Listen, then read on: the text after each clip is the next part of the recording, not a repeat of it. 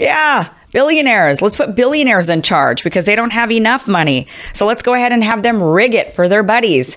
This is the crony capitalism that we are dealing with in our system, and it is on both sides. Both sides go and take Goldman Sachs executives and Chase Bank executives and billionaires, and they grease their cabinets with those people. This is why Donald Trump ran on a message of drain the swamp, and it was so popular for his base because people on both sides of the aisle are absolutely fed up with the swampy behavior of Washington, with the crony corruption capitalism that's going on. And Joe Biden is no different. So the majority of voters, they are just living their lives. They're not like you and me. They're not hyper political. They're not paying attention at every turn.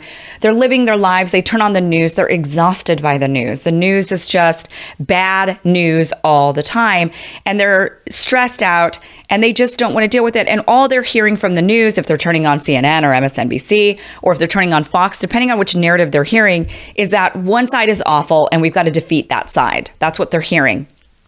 And so the average voter is not realizing that both sides are just two sides of the same, that it is really just one party.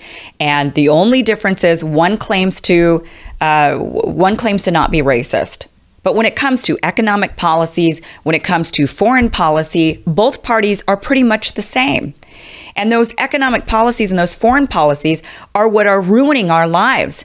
They're stealing our homes, they're raiding our bank accounts, and they're taking our children and sending them off to war to die. That is what they are doing to the middle class and to the poor.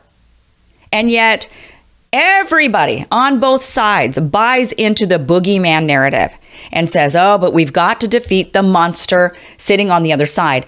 And for the left, it's the orange monster. And on the right, it is AOC and Nancy Pelosi. They're looking at them, and look, both sides have their faults. Both sides are definitely feed into this.